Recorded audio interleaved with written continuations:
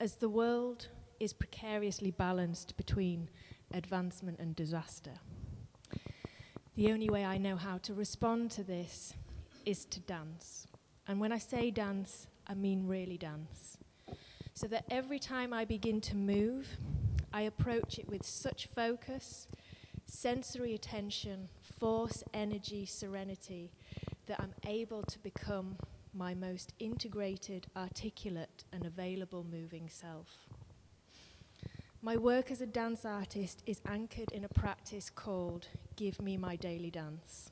This practice began in 2007 at D.ID Dance Company in Limerick with the support of artistic director Michael Clean.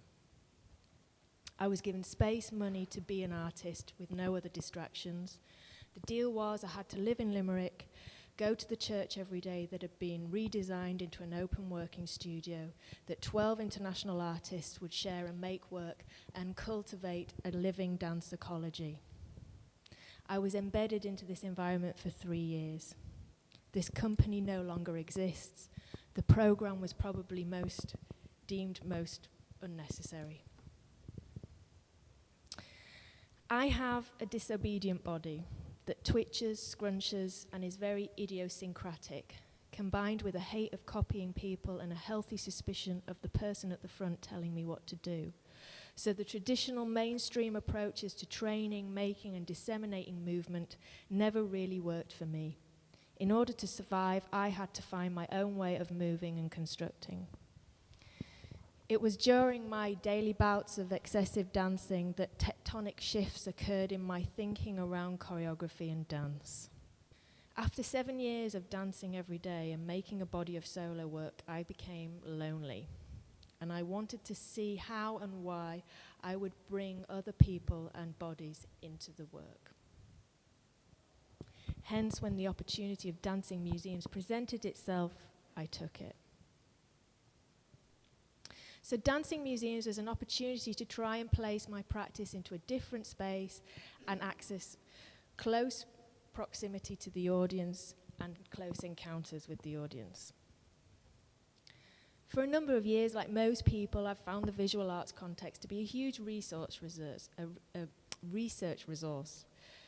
My focus was shifting towards integrating more conceptual thinking into the material of the body, and I was drawn to the autonomy that the visual arts and museum context offers its visitors. You know, somehow a visitor feels more flexible than an audience member. There's a great quote by the New York Times critic called Jerry Saltz. He says, "Don't go to a museum with a destination.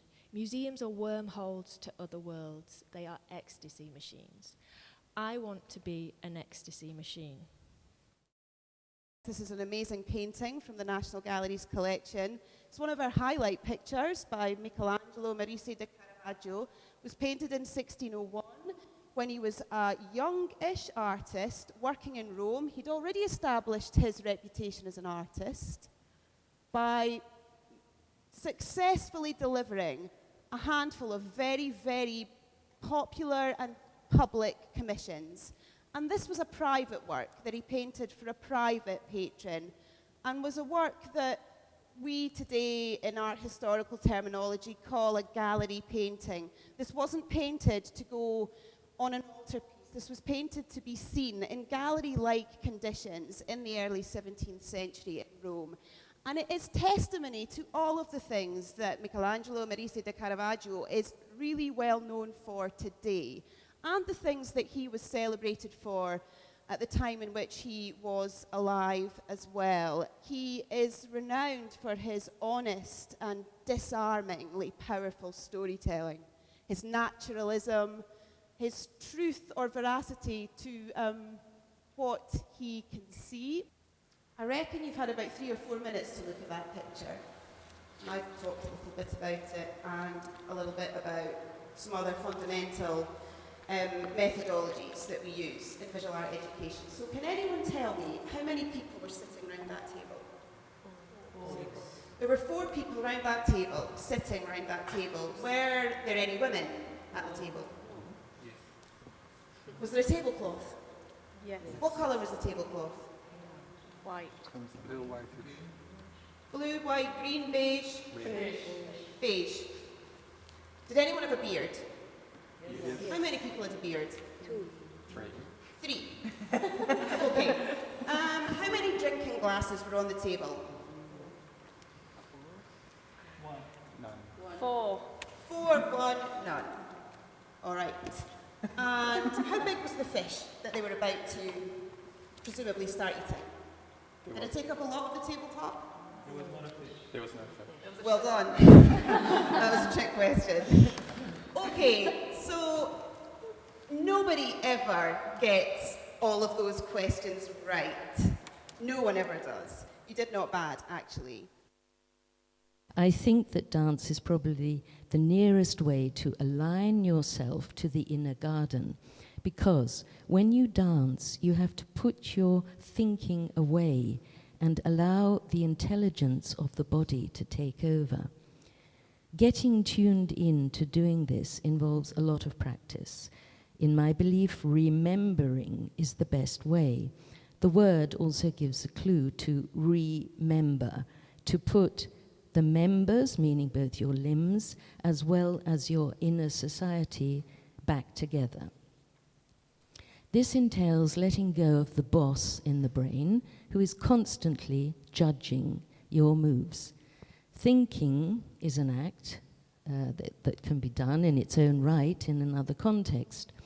If the judge or boss is taken into the dance space, the body will not be able to find its garden. Unfortunately, trust in the intelligence of the body has sadly gone missing in our culture.